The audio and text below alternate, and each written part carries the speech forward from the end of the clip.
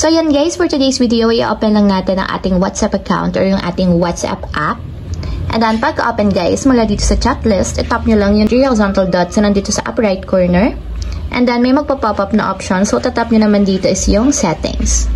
So dito sa settings guys, scroll up lang natin and then hanapin nyo and then itap yung notifications.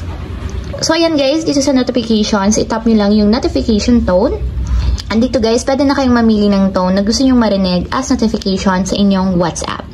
So tatap nyo lang yung tone na gusto nyo guys, katulad nito. And magpe-play yan guys once na tinap nyo. So sa ganitong way, maririnig nyo kung anong klaseng tone ba yung maririnig nyo. So ayan guys. Para ma-enable, ganun lang yung gagawin. Itap nyo lang yung tone na gusto nyo hanggang sa merong kulay blue na circle sa right side niya. So kapag ganyan guys, ibig sabihin naka-enable na siya, ibalik nyo lang or i-back. And makita nyo guys na iba na yung notification tone sa ating WhatsApp. So ganyan yung maririnig nyo guys once na may mag-message, may mag-notif sa inyong WhatsApp. So